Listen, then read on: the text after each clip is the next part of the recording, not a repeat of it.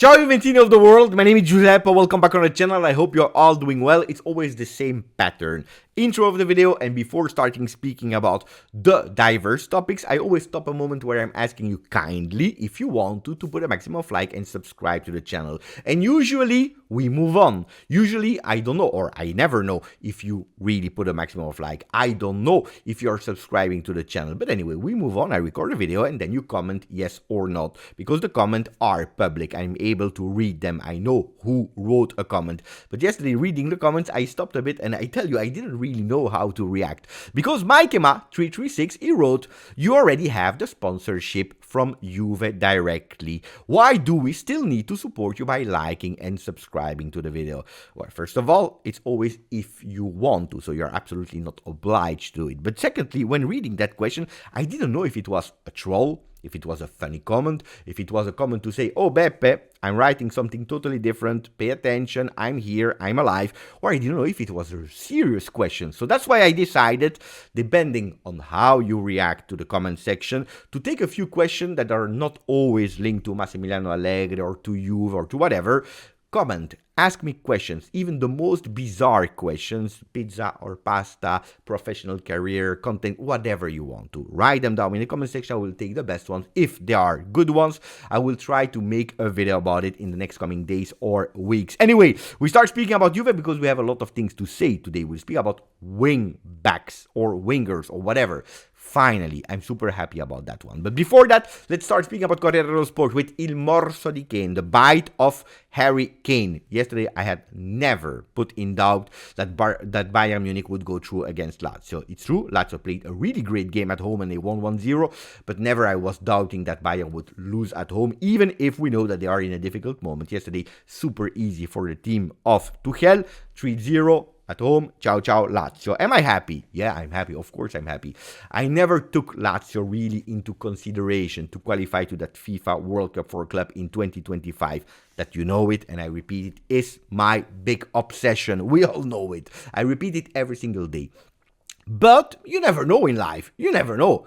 But if they arrived in the final of Champions League, they could have received that ticket to go there instead of Juve, instead of Napoli. So one contender less, and I'm happy about that. On the other side, I'm extremely happy that yesterday, and we didn't have to wait really long, we already received the official answer from FIFA to the bizarre request of De Laurentiis, and maybe already the threatening saying, I will try to start legal actions against Juve because I don't want them to participate because this year they were banned of the competition. Where FIFA answered yesterday, oh, Napoli, if you go out against Barcelona, it's Juve that will go and not you. So it's you on the field that needs to deserve that ticket and not off the field, which I'm extremely happy. I always told you, even before the first leg, my feeling is that Napoli will at the end, in a way or in another, beat Barcelona. Then it will be in the next round where it will be decided, because I believe they still need to do 1 or 2 points, so a draw or a victory anyway. So I don't know, I'm really fearing that. But at least I'm reassured it will be on the field and not off the field. And I really hope, even if I don't believe they will lose against Barcelona, but I really hope they will lose against Barcelona. Barcelona that lost and De Jong and Pedri. Disaster. I don't know how they will do it, but I really hope so, because I need to take revenge in a way from a De Laurentiis jumping on his seat. You all remember. But also, Serie A official English account that deleted it after a few minutes, but after the goal of Kvaratskhelia said, Fisha, Kvaratskhelia owns Juve. Then he changed, delete immediately the picture. These are the things that are a bit annoying me. Really. When you are asking me, Beppe, why do you never support Italian clubs in European competition? If you look at Napoli, if you look at the Serie A official account, if you look at the papers, you have the answer. Like yesterday, online on Gazzetta dello Sport, Inter stella a un passo. Inter, the star, is that close. Juve and Milan, the gap with Inter is now starting to be humiliating. We know it. Juventus at -15, Milan at -16. It is humiliating. Of course, it is humiliating. Minus 15, minus 16. It is not a beautiful look. Absolutely not. And it's because of ourselves. It's because of Juve. On the other side, when it's an official paper online to put it there, like it starts to be humiliating. And you know, I have a good memory for the archives. I don't remember these kinds of titles in 2011, 2010, 12, where Juventus had plus 26 over Inter, or the year after, plus 33, plus 42 in 13-14. Juve first, Inter second. We had 102 points, they had 60 points. The year after, plus 32, plus 24, plus 29, plus 23, plus 21, until the season of Sarri, only 1 point. I never remember. Inter, it starts to be humiliating. After 1, 2, 3, 4, 5, 6, 7, 8 years, with more than 20 points different from Juve that was first. Remember, when we are speaking about Inter is fantastic, Inter is strong, Marotta did really well, etc., etc., etc. You're correct, huh? They are in their peak at the moment. Hopefully it will not last that long, hopefully.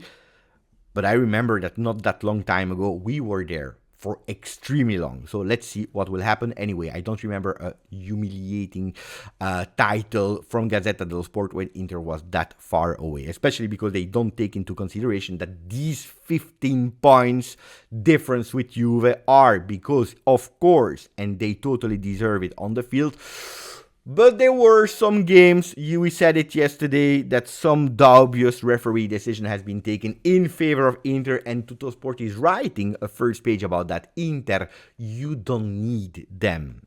And we all agree. I will not go in detail because I briefly spoke about it yesterday. Anyway, yesterday a long video. I hope you enjoyed. And then, of course, we'll speak about the wingers. So wait a bit for the people who are interested in Mercato. But really, yesterday, I think was a really great video, according to me. A different video where I spoke for 20 minutes. So thank you to all of you that were listening. Then you had different reactions. You were the people that said, thank you, Beppe, for a different video, another perspective. You had people that didn't care about what I was saying, and they were continuing with their stand of view, their point of view, explaining this is because of this is because of that. Then you had some people that were insulting, but then I really appreciated one comment from Hasnoa6982 that wrote, Beppe, I want to give you an apology because, to be honest, I started to think that you work for Allegri. But today I did watch several of your previous YouTube videos where I have noticed that you are always against blaming only the coach, and could see you are against that also with Sarri and Pirlo. And I really wanted to stop me to the word only, because that's really important. First of all, you don't have to apologize to me. Never. Okay? Except if you are disgusting and rude and not educated enough, but no apologize needed. So, but anyway, thank you. But the thing that I really appreciated was that Hasnoa, he said, I will go back and I will watch. Because Beppe looks like an Allegri fan or not, in my opinion, in my eyes. I want to know a bit, and I really appreciate. I think that's one of the things that I appreciate the most. People that are doing some researches before being convinced about an argument. And yesterday he said, you know, what I discovered yesterday, looking at different videos from the past of you, is that you have always been like this. You don't want to blame only the coach. And if you are totally open and honest, and if you watch more than just one random video, I think that it's quite honest to say that I am blaming Max Allegri. Last year I made a video where I did the tier list and I put him in the last table there, in the disaster one, because last year, even if all the off-the-field topics, and I'm grateful for a lot of things that I did, I think it was really a disaster. Like this season, I have blamed Allegri on different points, but my point has always been not only the coach, and that has been for Max Allegri, for Pirlo, for Sarri, for different coaches. And you know that Sarri has never really been in my heart, but even for him, I have always said the same thing. Then you can like my philosophy, you can dislike my philosophy, and this is really up to you. But this is Beppe. I will never change. I can improve, I can change few, but the basic fundamentals of my philosophy is not only blaming one person, because there are so many things linked to it. And that's why, if next year we change the coach, and as a lot of rumors, yesterday also the rumors confirmed by Fabrizio Romano would be true, that it will be Thiago Motta, I will not blame only Thiago Motta if he will do badly. If he will not have the result that we want from Juventus, means winning the Scudetto, winning Coppa Italia, competing really far in that Champions League competition, going and not doing a disaster in that FIFA World Cup for a club. I will not blame only Thiago Motta if we don't see immediately the same patterns that we are seeing at Bologna. Because it's not correct. Why? Because we enter finally the Mercato session, where today, finally, I have a start of an answer to a question I had to Juve since a few years. Juve, we need to improve our wing backs, because if we really want to go towards a four-man defense, we can't play anymore with an Alexandro on the left, we can't play anymore with a Danilo on the right, and if we do, and we need some changes, who are they? We have a difficult situation now since years. Then I can understand why you didn't go. I understand that whatever you want to, there is always a why. But anyway, the fact point today is that we don't have strong wing backs. Kostic is not a wing back. Weah is not ready to be a wing back or a right back or a left back. And today I started reading names that are a bit more exciting. Mazraoui, that I always told you I like. There is Dorgu from Lecce. There is Lucas Vazquez from Real Madrid. These names, they are not all of them ideal, but I start to like them. On the other side, I also read about Barbieri, that is playing with Pisa and is doing really well. 22 games for him with Pisa, 2 goals, 1 assist. Growing. So he's doing much better. But then I also read the name of Alessandro Birindelli. So for Thiago Motta, if you sign him Mazraoui, or if you sign him Birindelli from Monza, with all the respect because I love his father, there is a difference in how you judge the work of Thiago Motta. It's not only one player, but if you take a Birindelli and you take a Bonaventura, as we said yesterday, it's one story. If you take Mazraoui and you take Cope Manners, it's a different story. I'm saying these names like that, but it can be random. You know the difference of player. That's what I'm speaking about, because yesterday I was a bit scared. So for Thiago Motta, it depends what the team is putting him as an objective, what the team is giving him as tools, what he's able to do, because that will be extremely important before me judging a Thiago Motta if he becomes seriously the coach of Juve, which I believe that there are big chances that this will happen. Then will it happen or not? You know, now we are only in the month of March. It's too long. We don't know. Everything can happen really fast. We don't know. So let's see. But you know why I'm saying that? That's why. Because it also depends on other things. Then, going back on the names that I was just mentioning. Mazraoui, good player. We liked, it was that close to come to Juve already last season. At the end, it didn't happen. Also because of the high salary cost, and also because Bayern Munich, at the end, they decided to continue with him. Now, don't forget that he has a salary, and I was really shocked this morning when I was reading it. He has a salary of 8 million euro net per season. We know that the Decreto Crescita will not happen anymore, so that means 16 million euro gross for the player. Way too much. So in Tuttosport, they're explaining if Mazraoui is really seriously the number one target, well, that will be with a loan with an obligation to buy and part of the salary paid by Bayern Munich. I think it's too much. Huh? Dorgu, surprise of this season at Lecce. Lucas Vazquez is a player that could be an opportunity because he's free at the end of the year, even if his priority is to stay at Real Madrid. Then I don't want, again, the story a la Arthur that really wanted to stay at Barcelona until the last moment where he was really kicked out of Barcelona. I want players that wants to join Juve more than other. And Lucas Vazquez is going towards the end of his career, even if he could bring a lot of experience. Barbieri, I told you, is a good choice not as a starter, but to be the second one, the rotational player. Why? Because you are reducing the cost. It's already your player. It's not costing a lot in terms of salary, but it all depends of one thing. And that's why we are reading these two lists. You know, we see the same pattern with the wing backs. names. We see the same pattern with the video of yesterday when I spoke you about the midfielders. Why do we see Vecino? Why do we see Bonaventura in the same list as Koopmeiners, Samardzic, Ferguson? Why do we see today Mazraoui, Lucas Vazquez, Dorgo in the same list as Birindelli and Barbieri? It's because Juventus at the moment, they are starting really to understand the first contacts with these players, checking the availability, checking if they enter the parameters, yes or no. With thing in mind, we need to qualify to Champions League. On top of that, we hope that we finish second or reach the final of Coppa Italia because we play the Supercoppa that brings extra money. We hope that Napoli will be eliminated against Barcelona because that will bring extra money and also attractiveness. We know it. We already spoke about all the benefits. If you have all these things as soon as possible, Juventus can focus on the top of that list. If you don't have them, well, Juventus will already have worked on the B or the C plan. And this is why we see names that are totally out of control. Birindelli, Mazraoui, Vecino, Koopmeiners.